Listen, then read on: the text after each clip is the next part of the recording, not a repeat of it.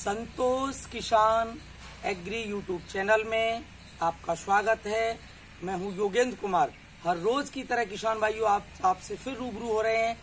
हम आपके साथ खेती से जुड़ी हुई बातें हमेशा डालते रहते हैं, लेकिन कहीं न कहीं आज हम आपको एक ऐसी शख्सियत से मुलाकात करा रहे हैं जो आपको बताएंगे कि अपने जीवन में किस तरीके से जीना है।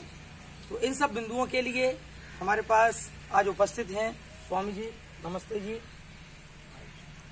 तो स्वामी जी, मनुष्य को अपने जीवन को कैसे निर्वाह करना चाहिए, कैसे जीना है, उस विषय पे आज स्वामी जी बताएंगे। ओम भूर्भुवः स्वः तत्सवितुर्वरेण्यं भर्गो देवस्य धीमहि धियो यो नः प्रचोदयात्।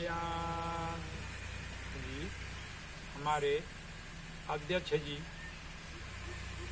सोवरण सिंह जी महाशय और सभी धर्म प्रेमी बंधुओं, मान्या माँ शक्ति माता और बहनों, हम आज जो है मानव के जो कर्तव्य उन पर प्रकाश डालेंगे। परमात्मा ने हमें मनुष्य का जन्म दिया है।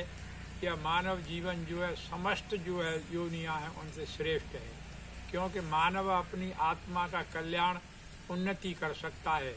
और योनियां जो हैं केवल भोग भोगती हैं, वो भोग योनियां हैं। मानव की योनि जो है वो वह योनि कहते हैं। इसलिए जो है कर्मों को भोग रहे हैं और नूतन कर्मानुष्ठान करने का मानव का अधिकार है। तो इस मानव के अधिकार के लिए मनुष्य के 5 कर्तव्य माने हैं वेद के सिद्धांत में। तो पहला है ओम का ध्यान। परमात्मा का मुख्य नाम ओम है। पतंजलि ऋषि जो है योग दर्शनकार जो है कहते हैं तस्य वाचक प्रणवः। प्रणव माने ओम है, तो उसका वाचक और वाचक कहते हैं जिसके द्वारा जाना जाए, और वाच्य कहते हैं जिसको जाना जाए। तो वाच्य तो परमात्मा है और वाचक ओम है। ओम के द्वारा ही हम परमात्मा को जान सकते हैं। ओम में अकार, उकार और मकार 3 आते हैं। अकार से विराट, अग्नि, विश्वादि, और उकार से हृदय, गर्भ, वायु और तेजस। मकार से ईश्वर, आदित्य, प्राज्ञ आदि नाम जो वेद आदि सत्य शास्त्रों में इनसे ही अनेकों नाम परमात्मा के बनते हैं। परमात्मा का मुख्य नाम ओम है, और गौड़िक नाम और संबंधी नाम अनेक हो जाते हैं प्रत्येक के। इसीलिए परमात्मा का मुख्य नाम ओम है। तो ओम का ध्यान प्रत्येक मानव को ओम का ध्यान करना चाहिए। फिर बताया अगले सूत्र में तज जपस तदर्थ भावनम। उस ओम का जाप करते हुए अर्थ सहित और भावना पूर्वक अपने इंद्रिय और मनों को संयमित करके हम जब ओम का ध्यान करते हैं, ओम सर्वरक्षक, तो यह इस प्रकार से हमें जाप करना चाहिए। ओम का ध्यान और वेद का ज्ञान। परमात्मा ने जब सृष्टि को रचा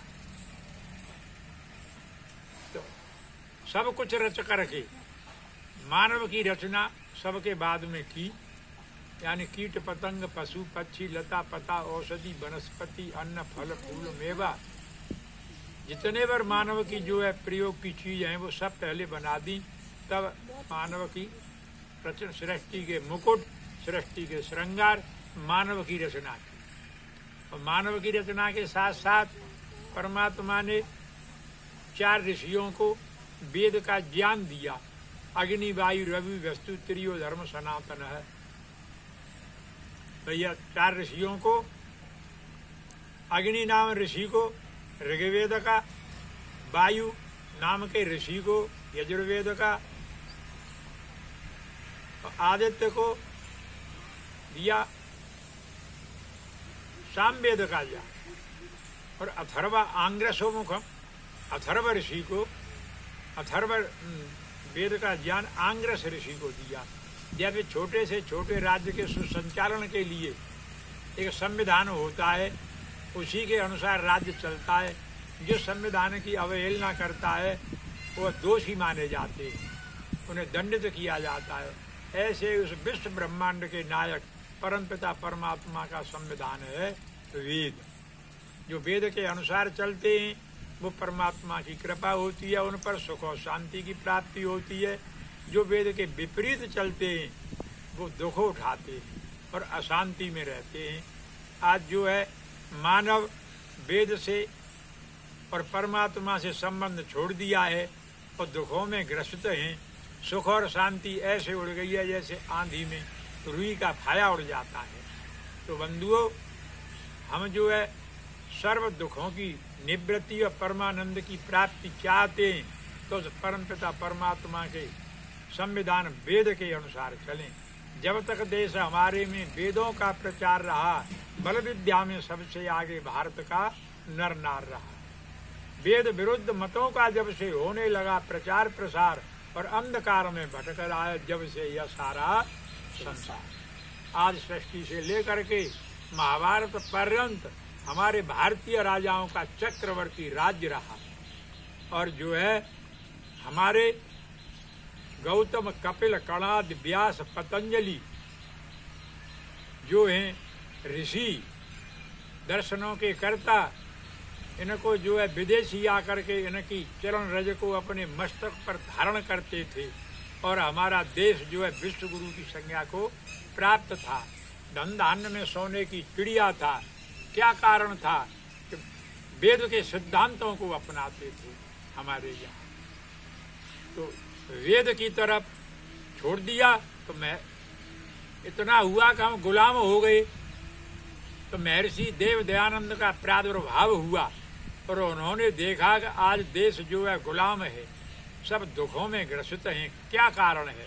तो उन्होंने कहा कि आज वेद से और ईश्वर से संबंध लोगों ने छोड़ दिया है। तो उन्होंने एक नारा दिया, ये संसार के लोगों लौटो वेदों की तरफ। संसार में जितने मतांतर हैं वो सब अपने अपने धर्म ग्रंथों की, मतों के ग्रंथों की जो है कहते हैं कि हमारा मत अच्छा है, हमारा मत अच्छा है। ऐसे एक देव दयानंद ऋषि ऐसे हैं, उन्होंने वेद को ही सर्वोपरि माना।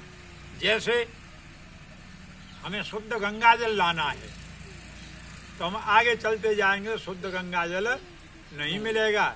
हमें पीछे लौट करके जाना होगा, जब गंगोत्री से ही हमें शुद्ध जल की प्राप्ति होगी।